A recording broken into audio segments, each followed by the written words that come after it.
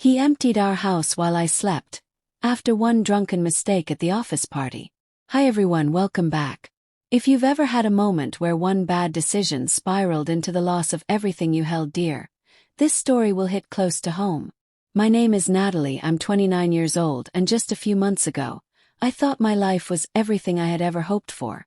I was married to Lucas, 31, for 2 years. We were building something beautiful.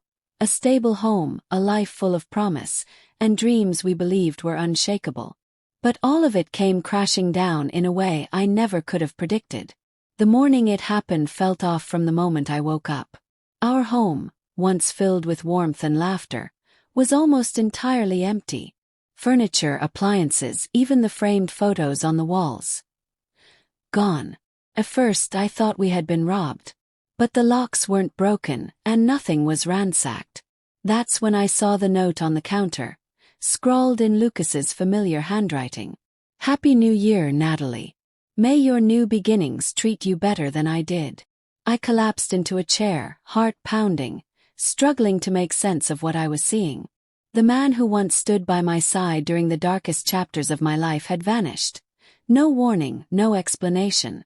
Let me take you back to where it all began. 3 years earlier, I was just starting out as an intern at a mid-sized consulting firm. That's where I met Lucas. He was a project supervisor, sharp, respected, and confident in that quiet way that draws people in. At first, I tried to keep things professional, but chemistry has a way of making itself known. We worked closely on several projects, and soon after, we were dating. After 8 months of a whirlwind romance, we decided to get married. Lucas proposed during a weekend getaway in the mountains. Just us, the snow, and the kind of love that feels infinite. After our wedding, life moved quickly. Lucas got a job offer from a competitor firm that nearly doubled his salary, so he took it. We moved into a bigger house in the suburbs and began making plans for the future. Kids, vacations, renovations. I was doing well at work too, eventually landing a promotion to a more demanding role. But that came with pressure I hadn't anticipated.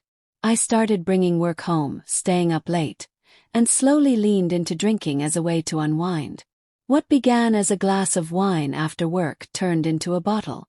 Lucas noticed. He brought it up gently at first, then more urgently.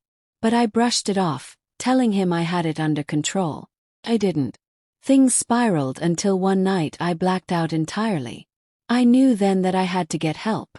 I checked into a treatment program and took a 6-month leave from work. It was the hardest thing I'd ever done. Lucas stood by me the whole way, never once threatening to walk away. That's the kind of man he was. After rehab, I returned to work and was assigned to a new project under a manager named Ethan Carter. Ethan was in his mid-40s but looked younger, confident, and charismatic. Lucas didn't like him from the start. He called him manipulative and warned me to keep things professional.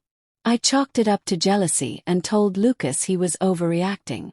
At first, Ethan seemed like a great leader, engaged, efficient, and approachable. We worked long hours together, especially after one of my coworkers went on maternity leave. I was often the last to leave the office, and Ethan and I started exchanging late-night emails and texts to stay on track. Lucas started noticing the shift. He'd point out how I was always on my phone, often texting Ethan late at night. I tried to reassure him, told him it was all about the project. He wasn't convinced. One night, after a tense argument, I told him he needed to trust me or back off. In hindsight, that was the beginning of the emotional distance between us. Around that time, Ethan started opening up about his personal life too. One night, after everyone left, he brought me coffee and asked if I was okay. I broke down and shared everything.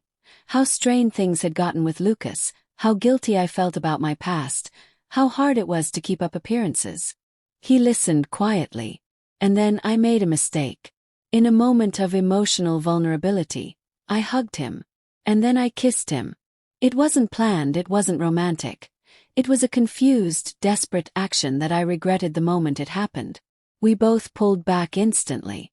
There was shame in his eyes. We agreed to keep our distance and pretend it never happened. But pretending doesn't erase the damage. Rumors started swirling at work. People noticed our closeness, our laughter, our body language. And it all reached Lucas. One evening he confronted me, demanding to know the truth. I told him it was all gossip. I didn't tell him about the kiss. I thought I could bury it, fix things and move on. By December I was desperate to make things right. I cooked his favorite meal, planned a quiet night, and promised I'd switch teams once the project wrapped up. Lucas seemed to soften. We agreed to start fresh in the new year. Then came the company's New Year's Eve party. Ethan suggested Lucas come along, saying it might help him feel more secure. I agreed. Maybe this would end the suspicions once and for all. That night, the drinks were flowing. I hadn't touched alcohol in over a year, but it was New Year's. Just one glass, I told myself.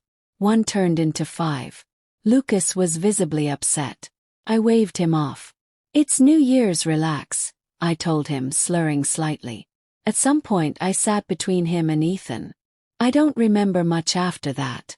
The next morning I woke up in an empty house. Lucas had left. Everything was gone.